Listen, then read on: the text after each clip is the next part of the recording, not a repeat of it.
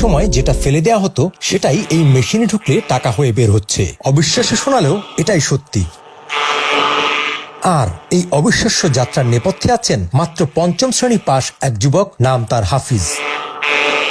তিনি এখন এমন এক মেশিন বানিয়েছেন যেটা কচুরিপানাকে পরিণত করেছে মূল্যবান ফাইবারে। সেই ফাইবার যাচ্ছে সরাসরি চীনে, সেখানে তৈরি হচ্ছে স্যানিটারি প্যাড থেকে শুরু করে আরো অজস্র পণ্য। অদ্ভুত না? একসময়ের বর্জ্য এখন কোটি টাকার সম্পদ। কিভাবে সম্ভব হলো এই বিস্ময়কর গল্প?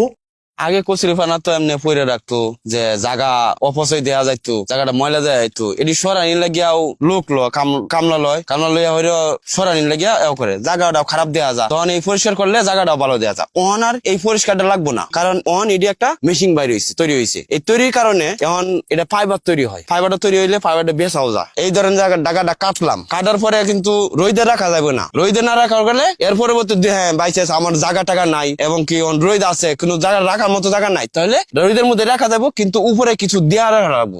এটা হচ্ছে কচুরির ডোগরা, এক নামে চেনে কচুরির পানা বলে। পানাটা একটা আর কচুরির ডোগরা একটা। এটা আপনার নদী বা আপনার পুষ্করিণী থেকে উঠায় নিয়ে এসে প্রসেসিং হচ্ছে লোকা। এই যে ডোগরাটা আপনার ওই নদীতে ফালা দিতে হবে। নিচের যে মূল গোড়াটা সেটা ওখানে ফালা দিতে হবে। ফালা দেওয়ার পরে একটা করে পাতা ফেলাবেন। পাতাটা যদি আপনি এইভাবে কেটে ফেলে দেন সর্বোচ্চ ভালো, শেষ। কিন্তু এই যে এই গোড়াটা এখানে কাটতে হবে। এখানে এই যে এটা প্রসেসিং হলো, এখান থেকে কিছু মাপ আছে, ছোট বড়। এই যে বড়টা আলাদা হবে, এটার ফাইবারের মাপ আছে। এই যে এটা ছোট, এটার মাপ আলাদা। আপনার 1 ফিট থেকে শুরু করে 2.5 ফিট 2 ফিট পর্যন্ত আছে। এই প্রসেসিং করার পরে তারপরে হচ্ছে আপনার মেশিন আছে। এই মেশিনটা এই যে আপনারা হয়তোবা এই যে ব্যানানা ফাইবারের মেশিন সবাই ভিডিওতে দেখছেন। কিছু কিছু জায়গায় এই কলা গাছ যদি না থাকে তাহলে দেখা যায় যে ওরা বসে থাকবে। একটা মেশিন নিয়ে যাওয়ার উদ্দেশ্য হচ্ছে ফাইবার তৈরি করা। তো আমি চিন্তা ভাবনা করলাম যে দেখি কিছু করা যায় কিনা। আমার তো কাজই হচ্ছে মনে করেন যে বিভিন্ন ধরনের ফাইবার তৈরি করা। চায়না থেকে যে আমার বাঙালি ভাইয়ার আছে, উনি আমাকে ফোন দিয়ে বলছে, ভাই আপনি তো ব্যানানাটা তৈরি করতেছেন, একটু চেষ্টা করে দেখেন তো এই কচুরির তার ফাইবার বের করতে পারেন কিনা। আপনার ব্যানানার যে রেট তার চেয়ে ডাবল রেট হচ্ছে এই কচুরিটার। তো আমি চিন্তা করলাম যে আমার থেকে যারা মেশিন নিচ্ছে, মেশিনের মূলত উদ্দেশ্য হচ্ছে ওনাদের এই ফাইবারটা তৈরি করে ফাইবারটা বিক্রি করা। আর যারা মেশিন নিতেছে তারা মেশিন নেওয়ার আগে বলতেছে, ভাই আমি মেশিন নেবো, ঠিক আছে, মেশিন নেওয়ার পরে আপনি ফাইবারটা কতদিন নেবেন, হয়তোবা 2 মাস বা 1 মাস পরে আপনি ফাইবার না বন্ধ করলেন, আমি কোথায় বিক্রি করব, সেটা একটা দ্বিধাদ্বন্দ্বের ভিতরে পড়ে। তো আমার একটা মেশিনের ফাইবার উনি 5 বছর পর্যন্ত আমাকে দিতে পারবে।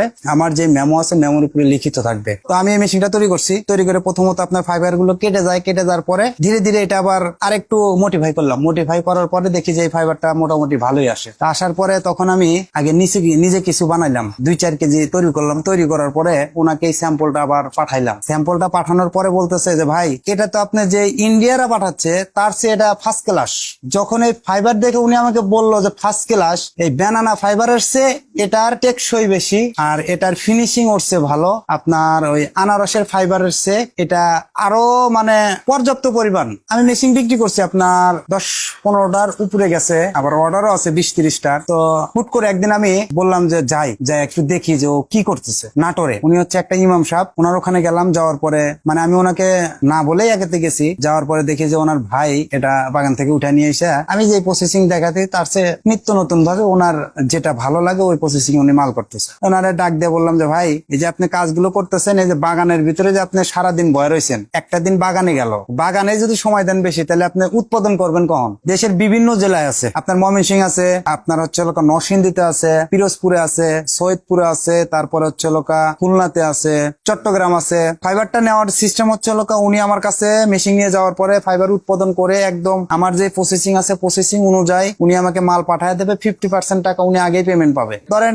আমাকে 200 কেজি মাল দিছে, 200 কেজি মাল আপনার 300 টাকা কেজি। এই মালটা উনি আমাকে 7 দিনে দিক, 5 দিনে দিক, আর যখনই দিক, কিন্তু 28 তারিখে আমার মাল আসবে না। 28 তারিখ পর্যন্ত আমার মাল আসবে। 28 তারিখ থেকে 5 তারিখ পর্যন্ত আমার বন্ধ। এই কয়েকদিনে মাল আমার সেল করি। তো এর ভিতরে উনি মনে করেন যে মাল পাঠায় দেয়, 50% টাকা পেমেন্ট দিয়ে দেয়, আর 50% টাকা আমার এখানে কিউসি আছে। যে ভাইয়ারটা এই মালটা নেয় তার নিজস্ব কিউসি আছে। মালটা কিউসি করে পরে হয়তোবা এখান থেকে 2-1 কেজি বাদ যেতে পারে। আমি আপনাকে সমস্যার সমাধান করে দিচ্ছি, আমি যেইভাবে বলবো ওইভাবে করেন। যেরকম সৈয়দপুরে মেশিন আছে, ওনারে মেশিন নিছে রাত্রে 2টার সময় মেশিন রানিং করছে, রানিং করে আমার ভিডিও কল দিছে ডাইরেক্টলি। উনি ফোন দেওয়ার আগে ভিডিও কল দিছে যে ভাই এই যে সমস্যা, সুতা কেটে যেতেছে। ওই 2টার সময় যে আমার সারাদিনে যাদের সাথে আমি সময় দিতে পারি না ওদের সাথে আমি সময় দিচ্ছি। কেউ আমাকে 4টার সময় ফোন দিয়ে বলে যে ভাই আমার এই মেশিন সম্পর্কে একটু জানার দরকার। বলি একটা কাস্টমার যখন জানার জন্য ফোন দেবে সে তো ভিডিওটা দেখে একটু আগ্রহ, এই কথাটাই যদি ওনাকে আমি সময় দিয়ে বুঝাইতে পারি উনি বুঝবে। দেখেন একদম নিখুঁত ভাই, এটা টেস্ট করে, এটা ল্যাব টেস্টে যায়, ল্যাব টেস্টে যাওয়ার পরে এটার কতটুক